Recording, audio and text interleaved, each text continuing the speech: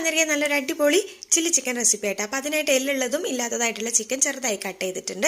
അതിലേക്ക് ആവശ്യത്തിന് ഉപ്പും കുറച്ച് കുരുമുളക് പൊടി, കുറച്ച് മുളക് പൊടി, ഒരു സ്പൂൺ സോയാ സോസ്, കുറച്ച് ടൊമാറ്റോ കെച്ചപ്പും പിന്നെ ഒരു സ്പൂൺ കോൺഫ്ലവറും കൂടി ഇട്ട് നല്ലോണം മിക്സ് ചെയ്തിട്ട് 1 മണിക്കൂർ റെസ്റ്റ് ചെയ്യാൻ വെച്ചു.